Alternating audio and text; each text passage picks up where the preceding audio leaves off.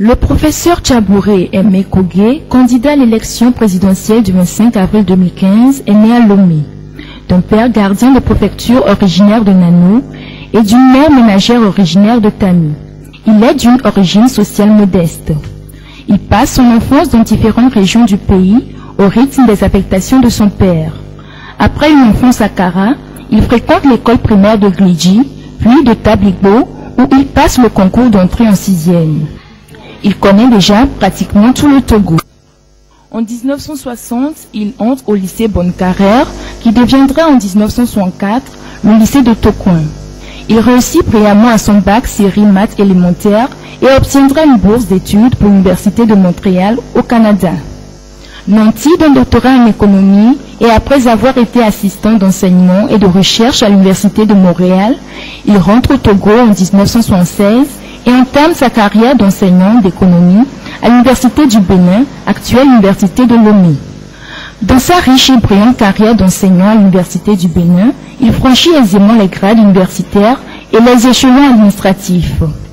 Le candidat Tchabouré Kogué est aussi professeur invité dans de nombreuses universités étrangères, telles que l'Université de Boston et de Californie aux États-Unis, de Poitiers en France et l'École nationale d'administration publique de Québec au Canada, où il occupe la chaire d'administration publique internationale de 2008 à 2009. Sur le plan des responsabilités administratives, il fut successivement doyen de la faculté des sciences économiques et de gestion à l'Université du Bénin, directeur de l'École supérieure de secrétariat de direction de l'Université du Bénin, directeur de l'Institut universitaire de gestion de l'Université du Bénin, vice-recteur de l'Université du Bénin. Entre 1994 et 1998, il occupe le poste de directeur du programme de 3e cycle interuniversitaire, un programme conçu pour la formation d'économistes pour l'ensemble des pays de l'Afrique francophone au sud du Sahara. En 2001, il revient à l'Université de Lomé, mais 2 ans plus tard, il est relevé de ses fonctions en raison de ses prises de position politiques en faveur de la démocratie. Depuis 2013, il est député à l'Assemblée nationale et président de la Commission permanente santé, population et action sociale. Il est également membre du comité interparlementaire de l'UMOA depuis janvier 2014. Dans sa carrière, il a assuré les fonctions de consultant auprès des institutions internationales telles que la Banque africaine de développement, la Banque ouest-africaine de développement, la Banque mondiale, le PNUD, l'UMOA, l'Union européenne, et a formé d'éminents cadres africains, dont d'anciens premiers ministres et plusieurs ministres du Togo et d'autres pays de la sous-région. Sans même présager qu'un jour il sera candidat à une élection présidentielle, le professeur Tchabouré Kogué a de tout temps été un homme proche des populations et a fait de nombreuses réalisations au profit des personnes démunies. À partir de ses propres ressources, il a construit et réhabilité de nombreuses écoles dans différentes régions du pays, financé un système de microfinance dont a bénéficié une quarantaine de groupements de 25 femmes en moyenne pour le petit commerce et l'achat d'intrants agricoles, et des ateliers de formation en compostage rapide et reboisement pour la promotion de l'agriculture verte. L'œuvre la plus marquante est cette retenue d'eau à Kolo qui fournit de l'eau à tous les habitants de cette zone depuis 1992 et demeure encore à ce jour leur seule source d'approvisionnement en eau. Le professeur Tchabouré Kogué a par ailleurs apporté une contribution appréciable à la vie de la nation en tant que ministre du Plan, puis ministre de l'Éducation dans le gouvernement de transition, issu de la Conférence nationale souveraine, dirigée à l'époque par Maître Joseph Kofigo. Comme vous pouvez le constater, le candidat Tchabouré Kogué est un homme très efficace en dépit de la discrétion qui caractérise sa personne. Élu président, il saura mettre au service du Togo toutes ses qualités, toute sa longue expérience administrative, politique et sociale. Togolaises, Togolais, mes chers compatriotes, j'ai un ami, le Yazma, le Diokpo, le Bala, Diokpo, Etche, Etienede, Sofo, Yawana, Oche, Afalè. Je voudrais que cet effort de salutation dans des langues du pays soit le symbole de l'unité nationale dans le respect absolu de nos différences culturelles. Chers compatriotes de la diaspora, chers expatriés, Je vous salue aussi en reconnaissance de votre contribution au développement de notre pays. Pour ce premier message, je voudrais surtout vous expliquer les raisons qui ont conduit Adi à participer à cette élection présidentielle et à me désigner comme candidat pour défendre les idéaux du parti. Dans le parcours de sa lutte aux côtés du peuple togolais, Adi a toujours œuvré avec détermination pour une unité d'action de l'opposition et pour un rapprochement des divers courants de l'opposition.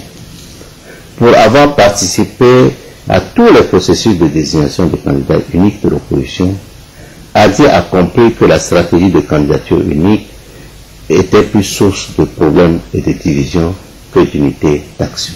Face à la volonté du pouvoir d'organiser cette élection dans les conditions difficiles que nous connaissons, Adi a préféré écouter l'opinion des nombreuses populations avant toute décision.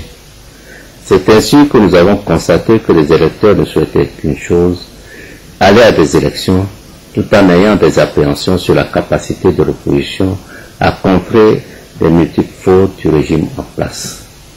Cette décision est le résultat de la mauvaise gouvernance et du manque d'intégrité de la classe politique dirigeante.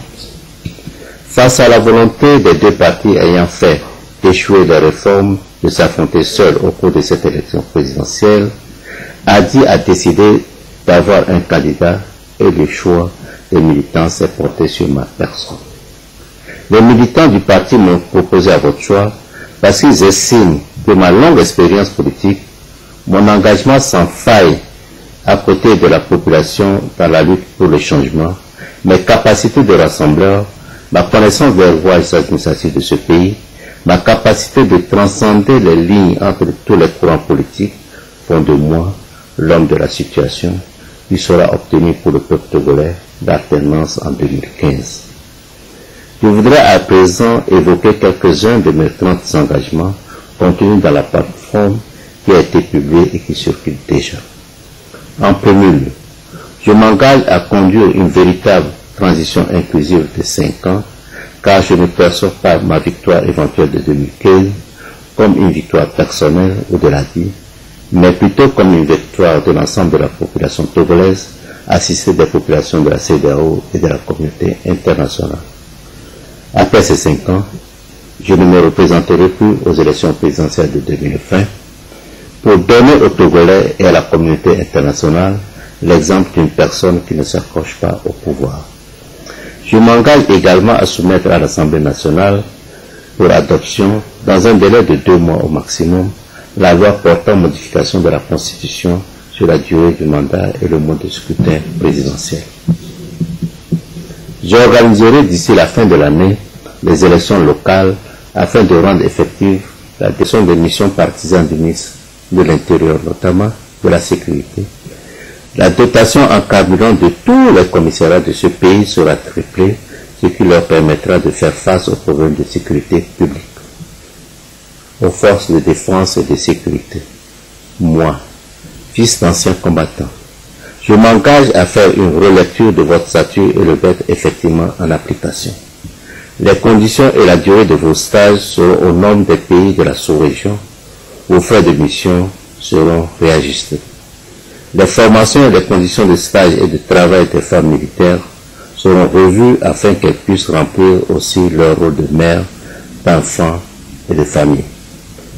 Travailleurs du secteur public, parapublic et privé, mon expérience de la gestion de la crise syndicale au lendemain de la conférence nationale souveraine constitue pour résolution de ces grèves interminables dans la fonction publique et dans le secteur des phosphates notamment. C'est pour toutes ces raisons que je vous invite, chers compatriotes, à aller voter massivement pour ma personne en 2015. Nagode, Sogode, Apenami, Kouché, merci.